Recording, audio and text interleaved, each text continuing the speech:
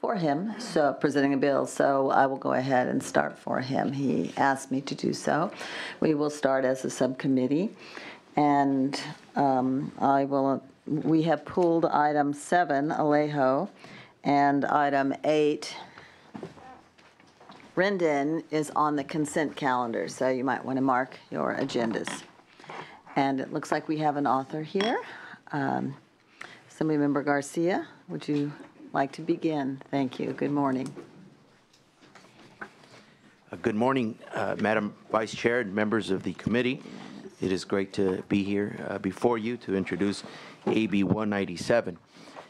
This bill is a measure that will help ensure a reliable and a low-carbon grid for Californians by requiring the Public Utilities Commission to consider best fit attributes of renewable energy resources and greenhouse gas emissions when considering renewable energy bids to comply with the Renewable Portfolio Standard. As California moves towards renewable energy resources beyond the 33% mandate and achieving the state's greenhouse gas goals, best fit attributes of the renewable energy resources, in addition to their total costs, should be taken into consideration. Currently, overgeneration of solar is driving the state to look at imbalanced markets. As more renewable energy resources come online and we rely less on resources like natural gas, issues dealing with grid reliability will have to be highly considered.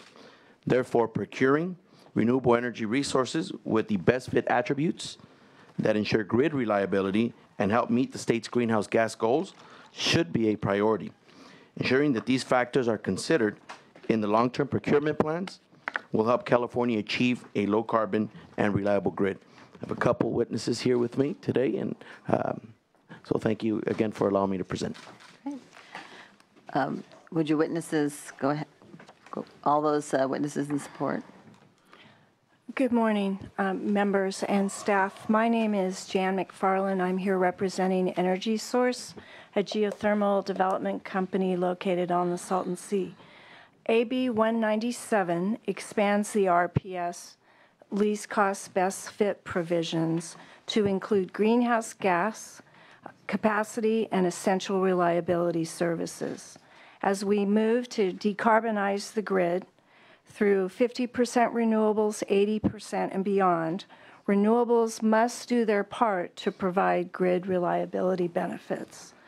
We need to expand the RPS beyond an energy-only analysis, and AB 197 sends a market signal to all renewables to innovate and expand to provide grid reliability benefits that can be relied upon. Thank you for your time and consideration, and I urge support of AB 197. Thank you. Madam Vice Chair and Senators, Jack Gualco with the Gualco Group on behalf of the Imperial Irrigation District. And as you know from prior testimony, we've got a plethora of renewable resources at the Salton Sea. Mr. Garcia's bill would help broaden the scope of the portfolio, bring it additional strength and reliability. And that his measure in conjunction with Mr. Dawley's bill of last year, I think will call for a better analysis of the kind of energy options before us, and we encourage your aye vote on this measure. Thank you. Thank you. Next witness. Madam Vice Chair and members, John White with the Clean Power Campaign. We support AB 197. We think it's a modest step towards the balancing of California's portfolio and integrating renewables with long-term procurement and greenhouse gas and reliability needs. We think it's a very important a step forward and will help ensure progress in integrating our multiple goals. Thank you. Ask for an aye vote. Thank you. Julie Malinowski on behalf of the California Biomass Energy Alliance, the state's solid fuel, woody waste, biomass power producers. We are the other baseload renewable resource and agree with everything that's been said so far, and we ask for your support. Thank you. Thank you. Kelly Boyd on behalf of Greenleaf Power, Biomass Energy Company, with a plant in the Assemblyman's District, very much in support of the bill and in balancing the resources. Thank you. Good morning. My name is Kelly Cook on behalf of Environmental Defense Fund in support. Thank you very much. Good morning. Ellie Booth from Cavanta Energy. We have 5 biomass to energy facilities throughout the state, and we are in support of this bill and the attributes in the bill that will help balance the renewable grid. Thank you. Thank you. Any other witnesses in support? Good morning. Morgan Carvajal on behalf of the Utility Reform Network, also in support. Thank you. Witnesses opposed? No, no one is opposed. Questions from the committee? Well, would you like to close? Respectfully ask for your aye vote. Great. Since we are in subcommittee, we will hold the vote until we get a quorum. But thank you. We'll ask you for that motion again at that time. Thank you again for your undivided attention. Thank you. And we have are there any other authors here? Seeing none, well, the desk will call and see if we can round one up.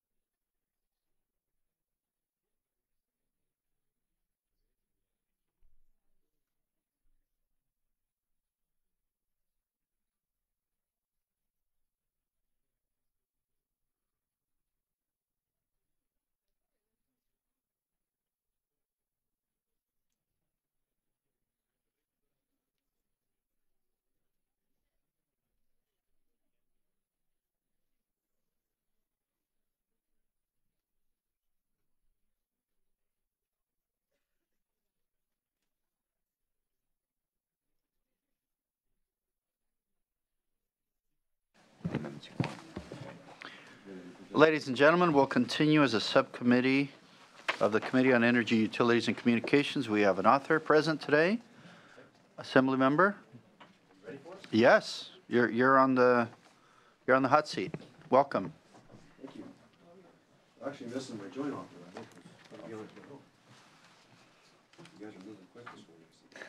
Thank you, Mr. Chairman and members. Appreciate the opportunity. Well, we got the same time. Appreciate the opportunity to present AB 590 today.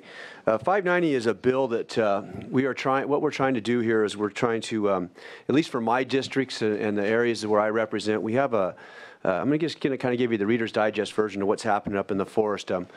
We had, before we came along, they kicked the Indians off the land. they cut the forest down, built our cities, and shored up our mines. And as that forest grew back, we then started the Smokey the Bear campaign, and we've had a suppression of fire. Fire naturally thinned our forest every 10 to 15 years before we were here through lightning and the Native Americans. And so what we have is an overgrown forest. We have these catastrophic wildfires that are burning up and destroying our watersheds, our wildlife, and emitting carbon. So the goal for 590 is to help biomass plants stay alive that are struggling out there. And so we wanted to have the conversation about trying to do something with this biomass and bring it into those plants and open up our watersheds, protect our wildlife, and reduce the carbon. As you when we have forest fires, we emit carbon, and then as the forest decays, we have methane that comes off, which is even more of a potent greenhouse gas.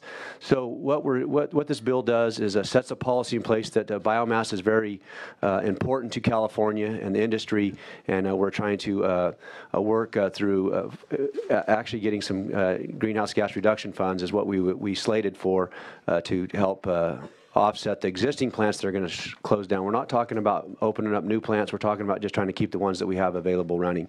With me today, I have Julie Malinowski-Ball from the Biomass Energy Alliance and Supervisor Lee Adams here to testify. Oh, and I'm sorry. We also have Sylvia Shaw from Alex from the Air Board in the Valley. Thank you. Julie Malinowski-Bell on behalf of the California Biomass Energy Alliance. We are the sponsors of this bill. The California biomass industry, there's 25 existing solid fuel woody waste biomass producers located throughout the state. They are doing an incredible job, actually, not just producing renewable electricity, but taking material that has been diverted from landfill in order to meet the state's landfill diversion requirement. It's taking fuel out of the fields in an effort to help local air districts meet their federal air quality mandates. And it's up in the forest working on taking any slash or residue that's generated from a healthy forest initiative or other operation in the forest and ensuring that that material doesn't either remain in the forest, generating additional greenhouse gas emissions, or go up in flames in the next catastrophic wildfire. These attributes, however, are not beneficiaries of the ratepayers. They are beneficiaries of a lot of other folks, and we feel that the state should be providing a cost share program to recognize that these benefits are not being paid for, step up and do that and ensure that these facilities can operate long into the future. Without these facilities, you will see an increase in air quality degradation across the areas where these facilities are located. For these reasons, we ask for your support. Mr. Chairman and members of the committee, I thank you for the opportunity to present the local government perspective on this measure. I am Supervisor Lee Adams from Sierra County. I would mention that my county is made up of 70% national forest land. I'm here today representing the Rural County Representatives of California, a 34-county group of which I'm chair, and we are in support of Assembly Bill 590 by a former chair of RCRC, Assemblymember Adali. Not only is biomass energy a clean form of energy that helps to reduce greenhouse gas, it's also vital to the completion of forest management projects in California. Without some way to address the biomass issue, forest management projects cannot move forward. Since biomass is not subsidized like other forms of renewable energy, the cost of removing woody, non-merchantable material from the forest is often too expensive to keep up with the fuel treatment needs on the national forest, contributing to the recent influx of catastrophic wildfire and other forms of greenhouse gas contributors such as disease and insect death. RCRC feels it is not only appropriate but vital to use greenhouse gas reduction fund monies for the support of biomass. Appreciate your time and attention and urge you to support Assembly Bill 590. Thank you. Good morning, Chair and members. My name is Alex Becerra. I own and operate Becerra Ag. And on behalf of myself and all my employees, I strongly urge you guys to back this bill. Thank you. Rick Spurlock representing Rio Bravo Partnership. We own 2 biomass power plants in the state of California. Urging you to support this bill. Mr. Chair, Valerie Terrell of Lajos, Pacific Gas and Electric Company, and we support this bill. We have, in 2014, had 17% of our RPS portfolio biomass, and we strongly support the testimony of Ms. Ball, noting the broader societal benefits here. Kara Martinson on behalf of the California State Association of Counties in strong support. Thanks. Alternative energy, wildfire prevention, jobs in depressed rural counties. Eric Carlson, Associated California Loggers, in support. Kelly Boyd on behalf of Greenleaf Power Biomass Energy Company in strong support. Kirsten Kolpitke with the California Forestry Association in support of the bill. Mr. Chair, Chris McKaylee on behalf of Humboldt and Mendocino Redwood Companies in support. Good morning, Senators. Julianne Broyles here on behalf of Associated Builders and Contractors of California. Appreciate the bill. Ask for your vote on the bill. Good morning, Senators. Gary Reinerson, Green Diamond Resource Company, Timberlands in Humboldt, Del Norte County, and we support this bill. Thank you.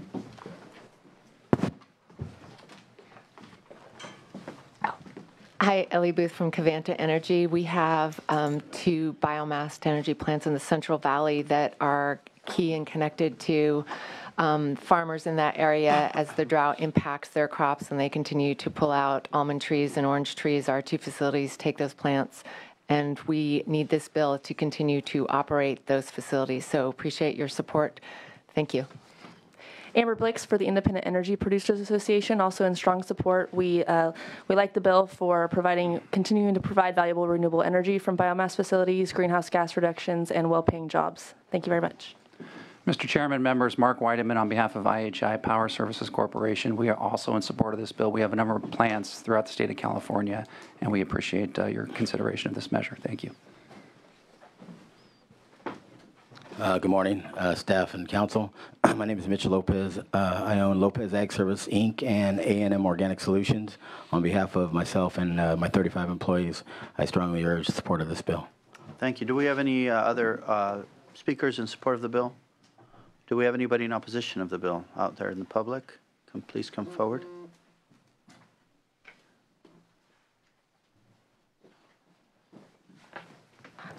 Good morning, members of the committee. My name is Ingrid Brostrom. I'm with the Center on Race, Poverty, and the Environment. We represent low-income communities and communities of color in the Central Valley, trying to reduce environmental harms and increase environmental benefits for this most overburdened place in California. And we respectfully oppose this bill for 3 main reasons.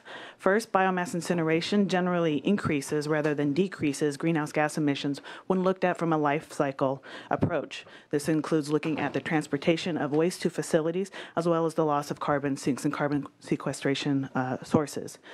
Therefore, using the Greenhouse Gas Reduction Fund is especially inappropriate here because we believe that if you took a closer look at this industry, it actually generally increases greenhouse gas emissions. Second, biomass incineration also increases the emissions of co-pollutants. Burning this material results in large releases of VOC, particulate matter, NOx, SOx, and other dangerous chemicals. These emissions create smog and ozone, which in turn exacerbates asthma and other respiratory ailments. Many of the existing and idled biomass facilities in California are located in the Central Valley, which, as you know, is already incredibly overburdened with its air quality problems, high rates of asthma, high rates of vulnerable populations. Our third issue with this bill is the environmental justice impact. Again, many of these facilities are located in low-income communities and communities of color. In fact, when you do a demographic mapping, you'll see that as the distance decreases to these facilities, the percentage of Latinos increase. The localized impacts of these facilities, bringing in waste from large areas, has a very high and harmful effect on these vulnerable populations. Environmental justice advocates have a lot of concerns with the cap and trade program because of its impact on low-income communities of color and allowing polluters to purchase credits from elsewhere. However, we did not imagine that the state would choose to subsidize polluting facilities with monies generated for greenhouse gas reductions. Because this bill would actually, we believe, increase greenhouse gas emissions, increase co-pollutants in some of the most vulnerable areas of the state, and disproportionately impact communities of color and low-income communities, respectfully ask this committee to hold the bill. Thank you. Good morning. Stephanie Johns on behalf of California Environmental Justice Alliance.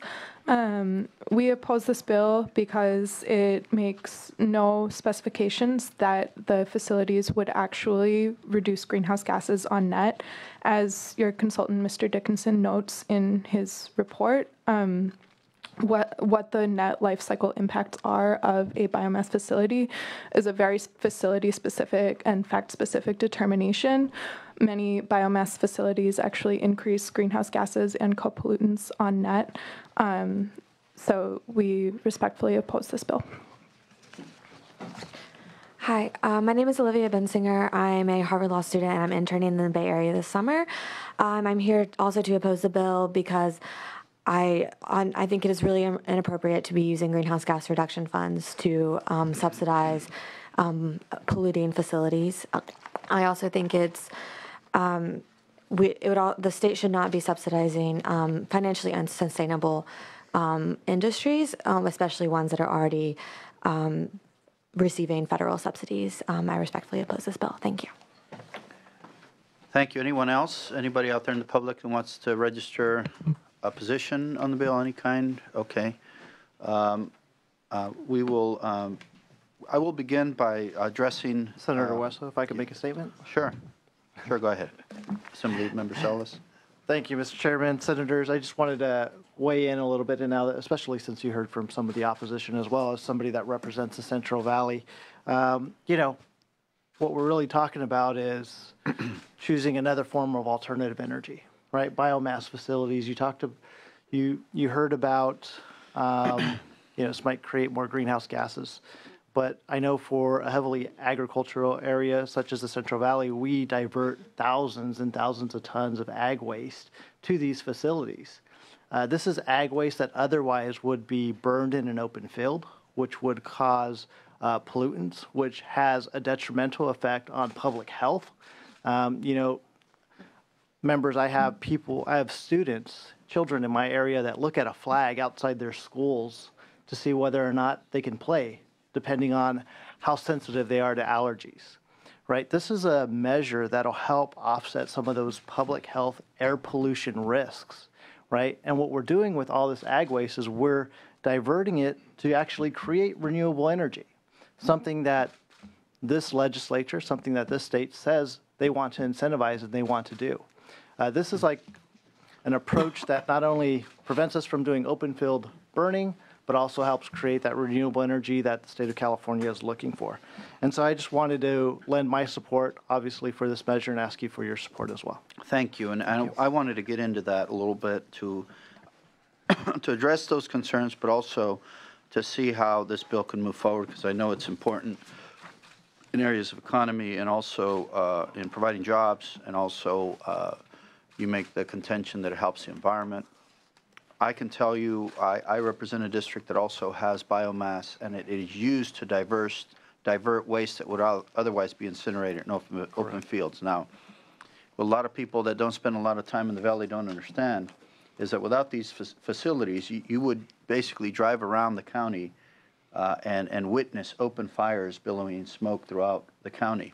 Mm-hmm. That is a condition that is unfortunate, continues to exist in our state. It's something that is just goes hand in hand with agricultural development.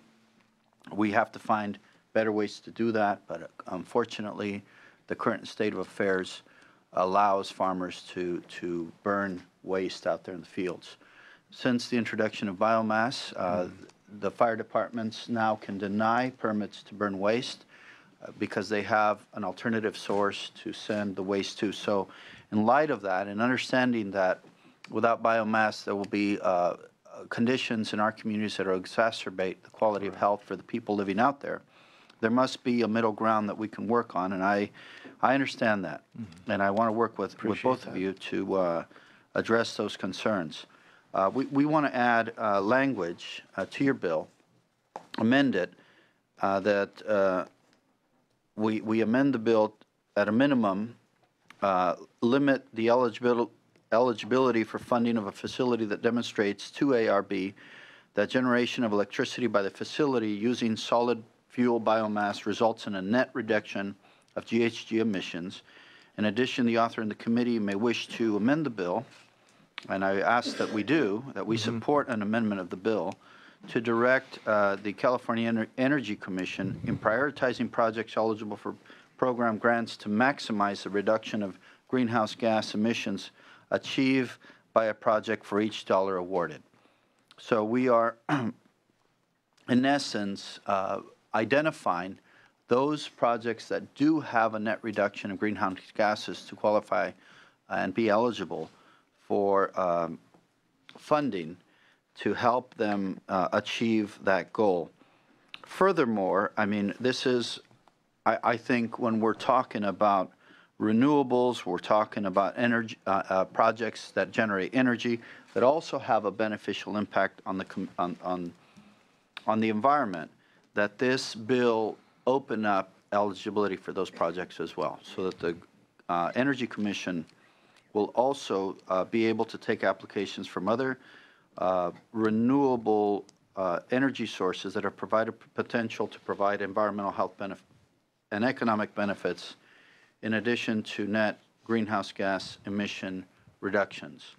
If I know the author is familiar with this, we've had a chance to touch on that briefly, but we're looking at demonstrating that has an environmental benefit, that it reduces greenhouse gases, and that it be opened up to other energy sources that achieve the same thing on the renewable side.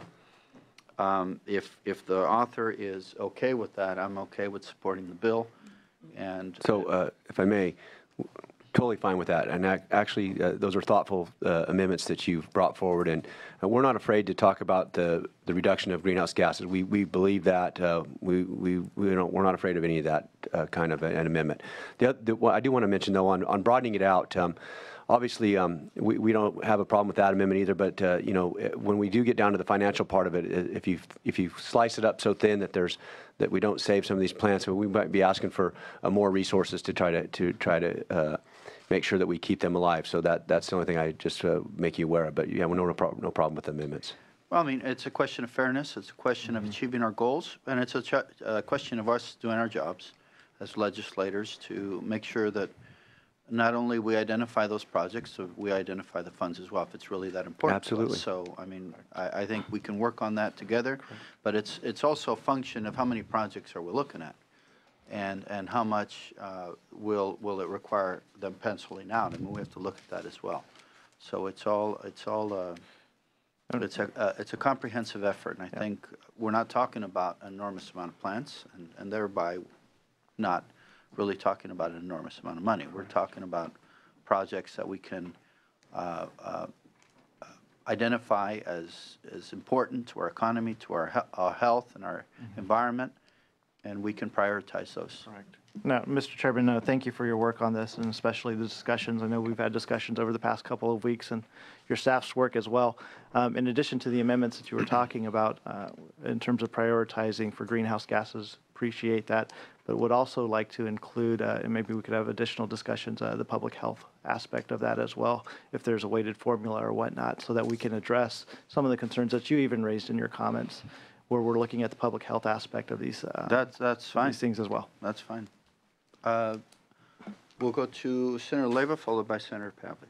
Thank you, Mr. Chair. Good morning, Assembly members. I, too, come from a district, the Inland Empire, that is heavily polluted. On Friday, I had the opportunity to go on what they lovingly call the toxic tour. 3 of the cities that we visited have an enviro screening of 95, 96, and 97. So while I completely support alternative energy, I have a question about one of the opponents who said we were subsidizing polluters with this bill. How would you respond to that? You want it, or I'd love to take it. We both want to answer. Go ahead. 2 answers is fine. To begin with, the amendments address. Yeah, well, and then I mean, I have we're a question. looking at the amendments would require the applicant to demonstrate that these projects have a pollution reduction effect. Okay. In essence, so we're not going to be subsidizing projects that that contaminate the environment. That's So without that without that change, maybe we were. So maybe No, now first we're of all, better. I want to jump in and say the plants that are existing, operating, are already in compliance with all air quality, federal and state, or they wouldn't be operating. So the plants that are existing meet the requirement.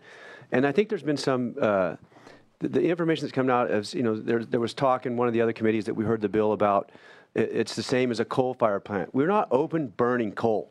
Let's talk about apples to apples here. We are open burning ag waste. We are having forest fires where it's open burn. So it's not comparing that wasn't my question. Huh? I know those things happen. That wasn't my question. Okay. So if I may, Senator, when you have the open field burning, you have 100% contamination. When you use these biomass facilities, you're able to reduce that to 96%, right, of the contaminants are being released out into the air, right? And all that's being converted into renewable energy. So is it the cleanest thing as, say, solar? No, but it's a lot better than the alternative, which is open field burning for sensitive areas like yours in Imperial or in the Central Valley. So we're really trying to debate what's the best alternative that we can deal with here, right? And this bill tries to attempt to say, look, this is one of those alternatives that helps make sense for the goals of the state of California in terms of renewable, but also how are we kind of helping to mitigate some of the impacts that are happening in our communities, right? So by these biomass facilities reducing those mountain pollutants out into the atmosphere, we're helping do that. Because if not, what's the alternative? The alternative is these things are still going to be open field burned, and that's probably the worst case scenario that any of us want. Great, thank you very much. So, Mr. Chair, just to be very clear, with the amendments, they would, the projects would have to prove that they're going to reduce greenhouse gas emissions, and those would be the only projects that would be approved. Okay, I can support the bill. Thank you. Senator Pavlik. Well, I have the luxury of also being on environmental quality, and I believe Assembly Salas' comments on adding on the health implications will serve him well because that'll be a big issue there. Criteria air pollutants from burning. I'm not someone who opposes biomass in general, but I do, I am concerned about localized air pollutants, right? And it's better than in field, but we ban a lot of the burning now in the Central Valley where you can't dispose of field waste except for exceptional days when all the temperature are correct and the winds and everything else. So at minimal times because we're more sensitive to it. With your amendments, Chair, I will support this today, but when the Environmental Quality Committee comes up, I'd like to reserve the right to push even harder on making sure the co-benefits, if we're using greenhouse gas emission monies, which I'll just say skeptical of how the net value will pencil out, but with the Energy Commission or CARB or whomever it is sort of gatekeeping that, I think the potential for eligibility is there. So I'll be supporting this today. Great, thank you. Senator McGuire. Thank you so much, Mr. Chair, and do appreciate bringing forward the amendments as well and for all the work that you put in as well as the staff analysis and to the authors. Thank you so much. Little bit of a different perspective. This legislation is important to the North Coast of California, just as it is in the two Assembly members' districts. And the way I look at it is that you look at the vast majority of the forest land in this state is within Northern California. And the fuel load that currently exists, particularly exacerbated by the drought, we are in for a world of hurt and a long summer this year. And the way I look at this is that, one, reducing potential fire load. And what we know is when we have these massive wildland fires, there is nothing worse when it comes to releasing a carbon than these fires in the state of California. Number two, I do believe that these biomass plants would provide a cleaner form of energy, particularly on peak period, during peak periods in the hottest days in the state. So if we're taking a look at July, August, and September, and what our energy load looks like, it is not the cleanest. And do believe that we'll actually see a net benefit if we're using biomass, particularly during peak periods in our hottest months. And I think the staff analysis also pointed out that the potential to reduce GHGs are real. And I think that when we compare, particularly in peak periods, the hottest months of the year, this will have the greatest benefit. And then obviously, for the districts that we're talking about and the jobs that this will create, good paying jobs is absolutely critical, and do appreciate you bringing forward the bill, the two of you, and all the work from the chair. Thank you. What we'll do now, if she'll step in, Senator Fuller, we'll now that you're here, we'll establish a quorum. Thank you. Clerk, please call attendance. Hueso. Present. Hueso here. Fuller. Fuller here. Canella. Hertzberg. Hill. Lara. Leyva. Leyva here. McGuire. McGuire here. Morrell. Morrell here. Pavley. Pavley here. Wolk. Looks like we have a quorum.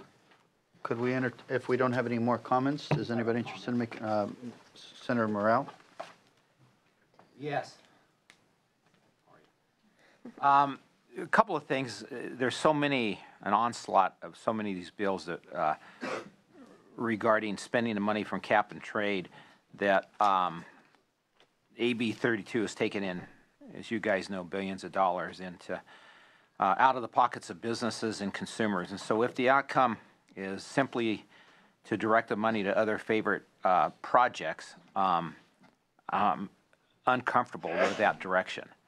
And so part of the things that the questions that I have, and maybe you answered, and I'm sorry I was late, I was in another committee, is it seems to be a lack of measured carbon reduction that has been made in our state. In other words, is there any measurable, any ways to measure what we're really doing versus what we're not?